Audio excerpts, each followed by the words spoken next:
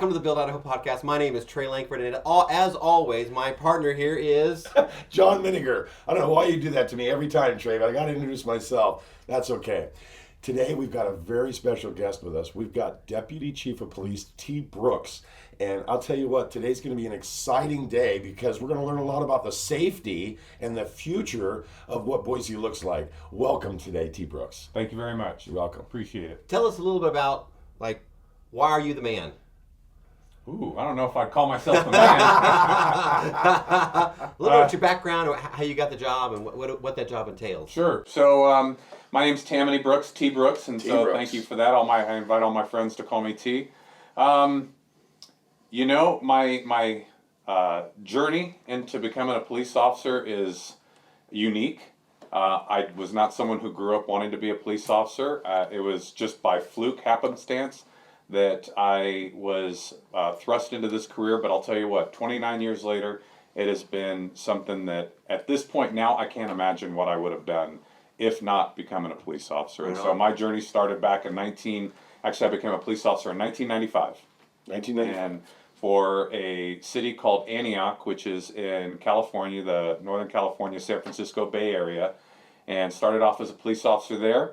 And can't explain to you why, but always knew that I wanted to promote. And in hindsight now, I could kind of talk about what the benefits of that are to me. But, I walked into the chief's office and on day one, he called me in to talk to me about expectations. And he asked me what my career goal was, and I said, one day I'd like to be sitting in your seat. There you go. And he said, well, no one's ever said that to me. You're hired. So, well, I already had the job, right, at that point. And so he told me, if you want to be a police chief, you're never going to do it as a high school dropout. And I guess I forgot to mention that. So even before I became a police officer, I dropped out of high school when I was 15 years old. Wow. And but I ended up getting my GED, and so the chief was very gracious with me, and he said, well, if you want to be a police chief, you're never going to do it as a high school dropout. So you're going to need to first and foremost pass probation. He was very clear about that. Yeah. Your primary goal at this point, now that you're a police officer, is pass probation. And so he said, but after that, if you really want to be a police chief, you need to go back to school and you need to get an education. And That's so cool. I did that. So after a few years, actually 3 years of being on the job, I went to community college and I started taking 12 units a semester, and I eventually earned a bachelor's degree in public administration and then continued on and earned a master's degree in leadership from St. Mary's College in California. And then I took his advice, and sure enough, eventually I promoted to corporal in 2002, sergeant in 2005, lieutenant in 2012, captain in 2014, and eventually I became the chief of police for the city of Antioch in 2017. And I served in that capacity for a little over 4.5 years. And at that point, I was getting up in age, and I realized that my wife and I decided that California was not going to be the place that we wanted to retire and put down our retirement roots. And so we had some friends who lived out here in Boise, and they invited us out, and we just came out to visit, fell in love with the community. Yeah, and story. Yeah, it is, and rightfully so, right? Yeah. And so we ended up buying a home in Eagle, and about a year later, a little less than a year later, this job became available. And I say this job, it was the deputy police chief for the city of Boise.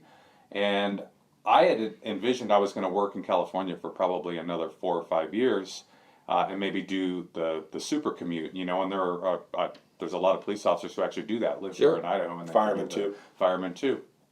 And so I thought that's what I was going to do, but when this job opened up, I talked to my wife and I said, hey, this might be a great opportunity for me to not only live in a community that's amazing, but I could work there as well. Yeah. And so I applied for the job, and sure enough, I was fortunate enough to get it. And Fantastic. so I was hired on here in October of 2021, and I have served as a deputy police chief since that time. And we're glad to have you. And we talked before we got started here, but I would love for you to talk more about why you love being here. What's different about our culture and the systems in place for the law and working together with everyone. Tell us more about that. What makes Boise and Idaho a great state to live in terms of your perspective. So I'll give you two perspectives. One is the personal side, right? So when I came here just to visit, one of the things that really impressed me about Boise and Idaho was just how beautiful it was. Yeah. Oh my gosh. I mean, just the Lord does an amazing job of creating beauty, and there is so much of it here, especially in the Treasure Valley, right? So it was, I'm sorry. I'm curious, what's your favorite beautification of Idaho? Where's your favorite place to go? You know what? I live in the Boise foothills, and so I am a fan of the Boise River. All right. I really am. I was just in the Boise River last night with a fishing pole. Do you fish? Not yet. I have a fishing pole that I've never used yet. Oh my God! So that is on my bucket list. Maybe so, we need to exchange cell phone numbers, and I'll go down and take you fishing on the river. I would love it. Yeah, I would love it. All right, so I had to interrupt there. No problem. Secondly, you know what? The people here are so gosh darn nice. No, they really are. I'll tell you. You know what? My wife and I, we went to a local store when we were buying stuff for our house, and the cashier was, so how's your day? Well, what do you got planned? And was talking and conversing with us. And on one hand, I was a little uncomfortable as a Californian. I'm like, what are you asking for, right? But on the other hand, I'm looking at the people behind us thinking, hey, are all these people going to get upset that we're having a conversation? But it was just, just people are so friendly. And I really appreciate that. And that's a different perspective that I wasn't used to. So, the beauty here, the natural beauty, the people are fantastic.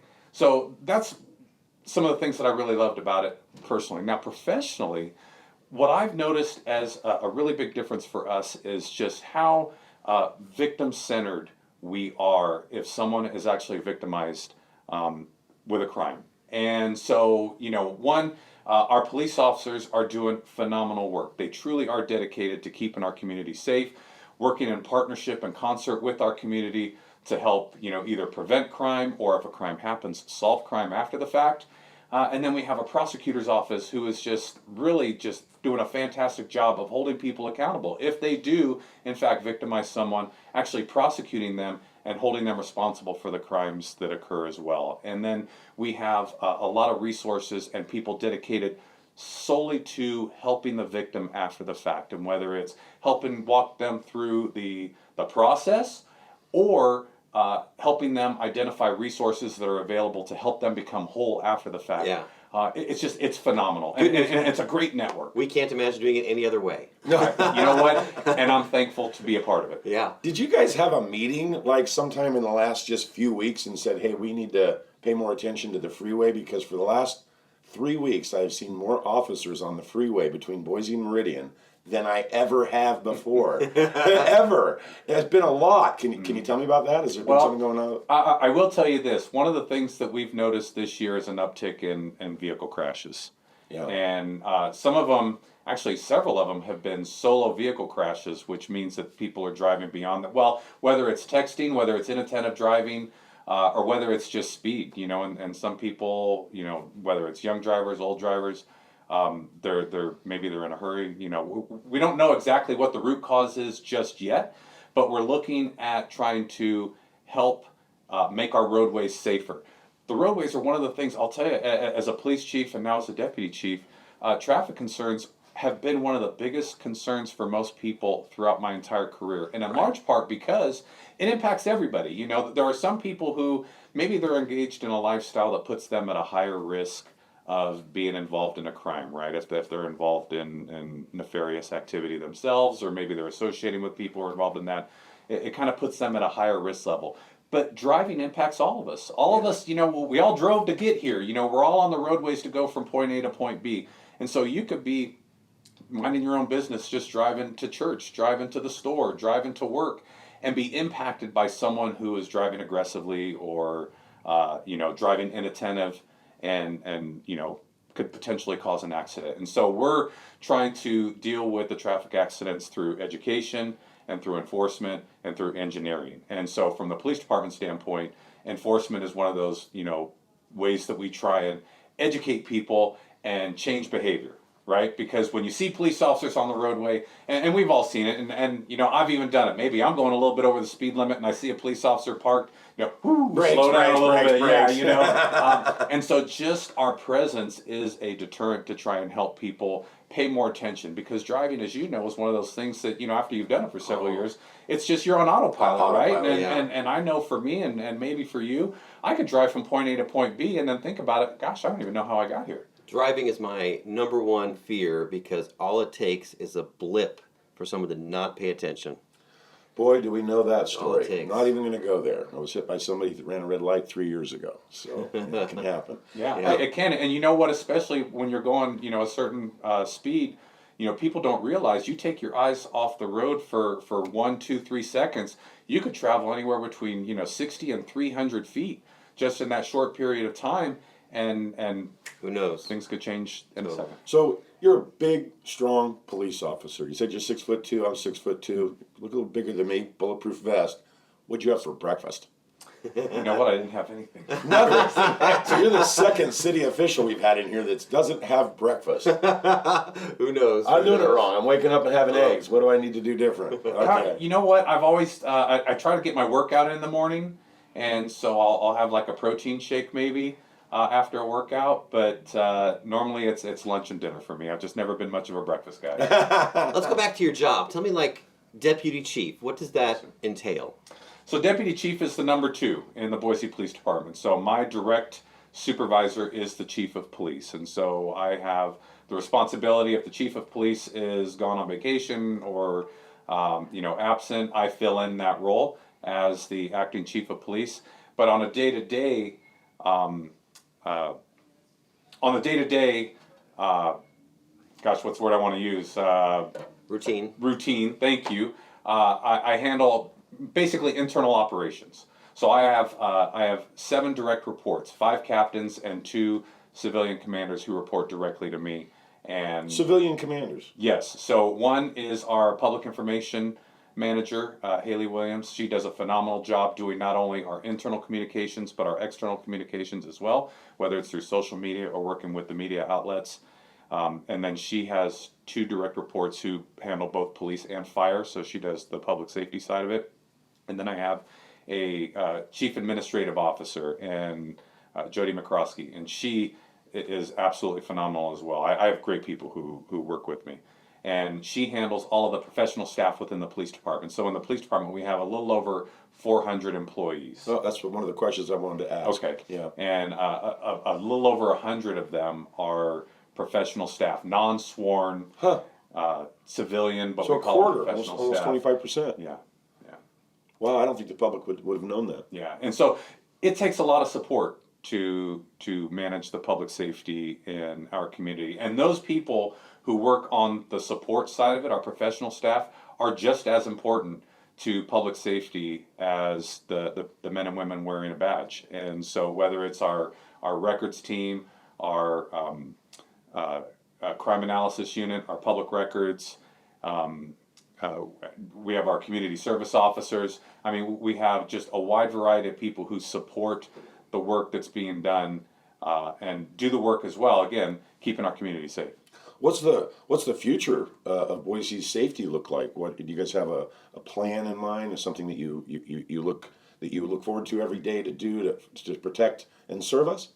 So internally, we have 3 goals. So our command's intent recently have been 3 primary goals. One of them is our staffing. And so, you know, it's really important for us to properly serve our community to ensure that we have the right number of officers out there to keep our community safe. Officer wellness is another priority. Actually, we'll just say wellness because we're not just focusing solely on the officers. We want to ensure that all of our employees are well, because if they are well, if they are healthy, physically, emotionally, mentally, spiritually, financially, if they're just a complete whole person, they could go out and serve our community better. Right. And then strategic planning. And so we are always looking toward the future and ways in which we can improve our level of service, looking at kind of what our service levels are, what they need to be in the future to accommodate growth, how we can best support that from a location standpoint. So right now we only have one main police department for the city of Boise, and that's City Hall West. over off of Emerald and Maple Grove.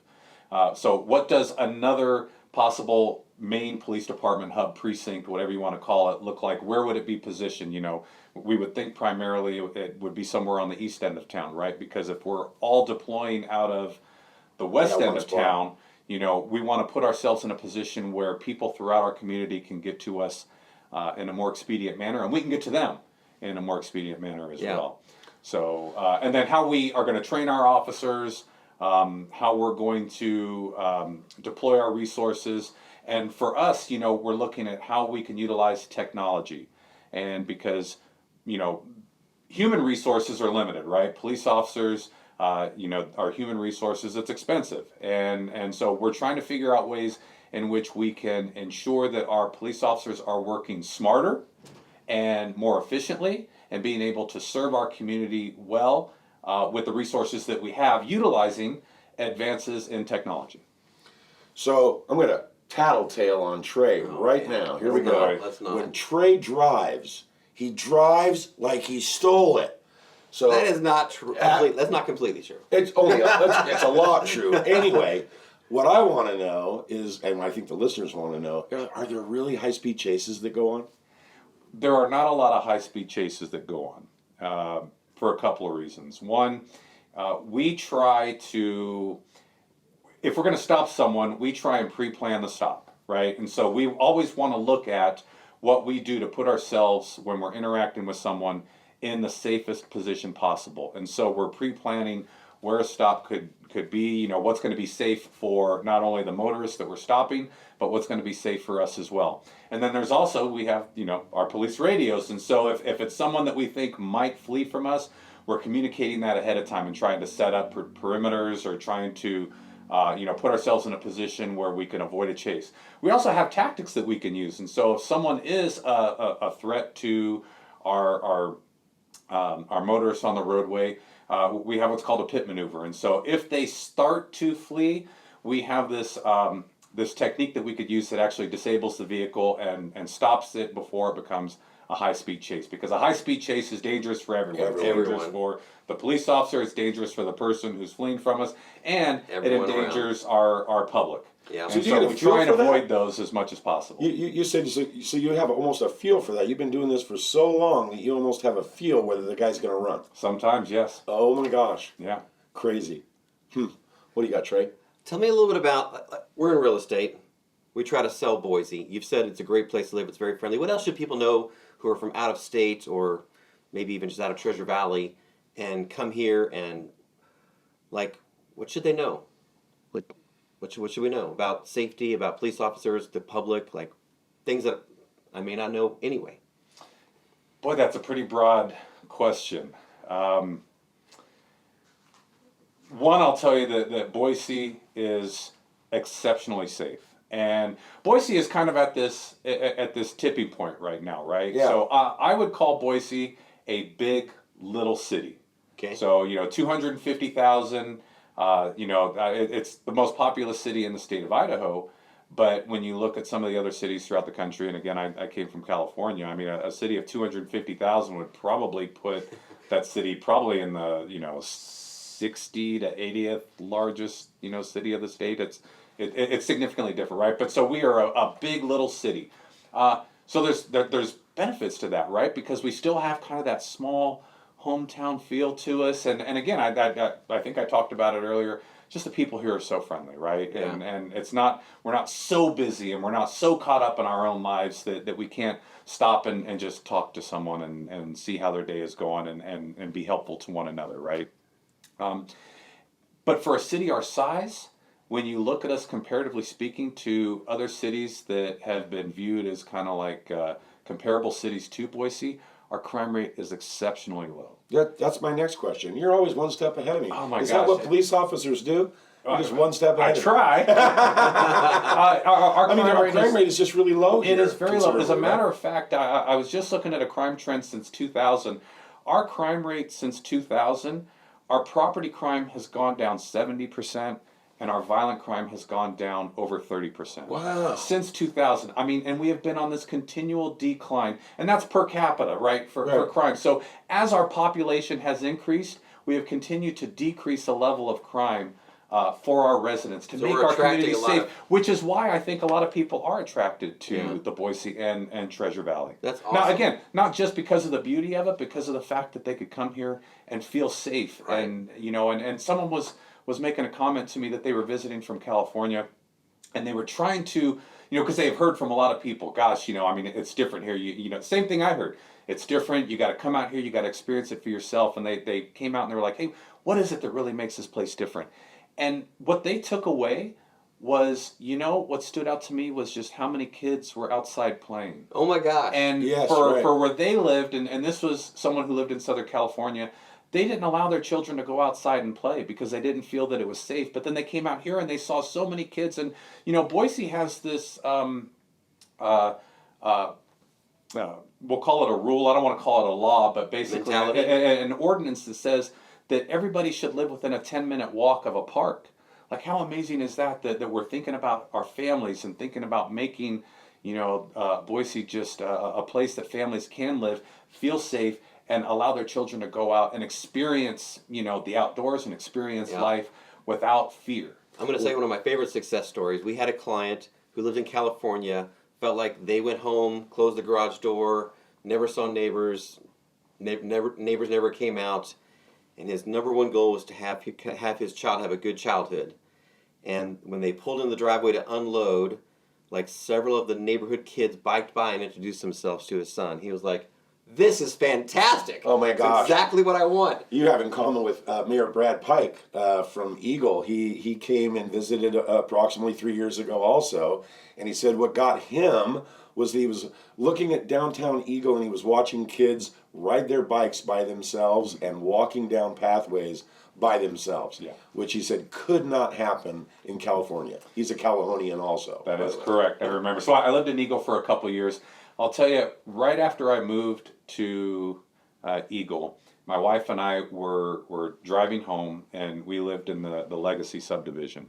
And so we were traveling on 44, and there's a little fruit stand, right, on the side of the road. And so we stopped off to get some fruit, and we were on our way home, and I got a flat tire. And so I pulled into a complex, an apartment complex, and I started changing the tire. It was a little bit rainy, so the ground was wet. It was kind of drizzling. And I'm sitting there working on changing my tire, and 3 young men on bikes rolled up, teenagers. "Do you need help? Can we help?" And I thought, same thing. This would never happen. That was my son that did that, by the way. I appreciate the help. But just, and again, that just speaks to, and my wife and I were like, we made the right decision. Yeah, this that's is fantastic. exactly where we belong. It's not every day that we get somebody in here with their master's degree, Trey, right? And let alone their master's degree in leadership. So, one last question. All these years with a master's degree in leadership, what have you learned about being a leader? To me, the most important thing that I've learned about being a leader is the mantra, "It's not about me." Ooh. I serve the men and women of the Boise Police Department, and I serve our community. And so my job, my role as a leader is not being in charge, but taking care of the people under my charge. And so I take great pride in helping develop the men and women in my profession. And that's my goal at this point, right? So I've only got a few years left. I love this job. I truly, gentlemen, let me share with you something that I tell people all the time, and it is 100% true. I have done this job for 29 years. I still love coming to work every day. That's awesome. How blessed am I that I wake up in the morning excited to come to work after 29 years in this profession. And so when I come to work, one of the most amazing things that I get to do is help develop the next generation of law enforcement, the next leaders in this profession who are going to go out, and my only ask of them is to pay it forward, to remember the opportunities that I have provided to them, the guidance I have provided, the mentoring, the coaching, the leading. I want to lead by example, all of these things, and I want to do it to help them become the best version of themselves that they could be, to serve our community with integrity and with compassion, and treat people with dignity and respect at all times, and then to they themselves be leaders in this profession, leaders in our community, and then pay it forward and make sure that our profession continues to grow and continue to be the noblest of professions. That's awesome. Well, Deputy Brooks, I'd like to say thank you. Thank you for every day putting on a bulletproof vest. Thank you every day for putting on that 30-pound belt. It's kind of a Batman thing. It's kind of cool, actually, right? If I had that, I'd think I was Batman. The kids always want to know what's on it. Yeah. So thank you so much for your service. And we want to thank everybody for tuning in today. I have one more question. You got one actually. more? Okay. What should the public know about supporting our police force? Like, we always say, like, thank you for your service and things like that. But is there anything else that we could do to let them know, like, we're really super thankful that they're out there? I'll tell you what, thank you for your service means more to us than I think people realize. Just that acknowledgement. Because you know what? Again, Boise and Idaho is unique. We have a great relationship with our community. We have a lot of trust. We've earned that trust with our community. For sure.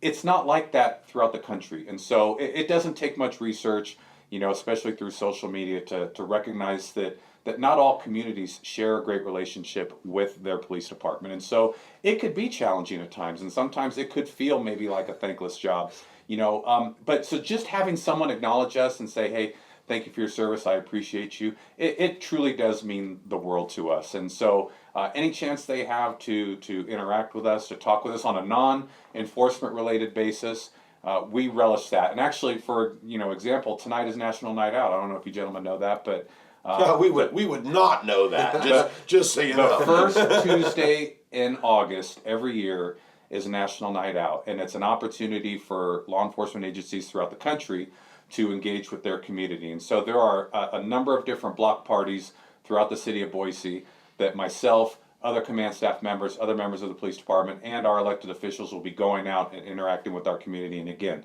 it's building relationships. It's finding out what's unique to their particular neighborhood to see what we could do to address long-term quality of life issues, and then allay any concerns that they may have regarding, what's going on with crime, or how do I learn more about crime in my neighborhood. And, that's one of the things, I know we're short on time, but, for you folks and for anyone who's interested in moving to Boise, if they want to know, hey, what's the crime like in a particular neighborhood or in the city, we have resources on our police department website where we have crime maps, and we have a crime stat database that you can actually search by types of crime. You could search by neighborhoods, see what crimes have occurred out there, so you can actually get a visual to see what's going on throughout the entire community, and again, find out just in fact how safe our community is. And another great thing about the area, like, and maybe I'm ignorant, but like I say, there's really no bad parts of town. I'm sure there's bad streets and blocks, but like there's no bad place to live in Boise, Idaho. I completely agree. That's and awesome. You know what, especially for a metropolitan city, a downtown area, I tell people that too. So people that I talk to from California, I said, you know what, I would have absolutely no problem with my wife being out with her girlfriends, going out, we go to the place at the Morrison Center, or, maybe we want to go downtown and have a nice dinner. I would have no problem with my wife going out with her girlfriends and walking through town and by themselves. It is an absolutely safe community, and I completely agree with you. There is no bad part of town. That's great. Close us down. Well, I'll tell you what, we'd again like to thank you for your service. We'd like to thank you for everything you do for the city of Boise and for the Treasure Valley. And for all you folks out there that would like to become a Calahonian also, you feel free to comment down below. Don't forget to smash that like button and subscribe. Thanks for joining us today. Thank you.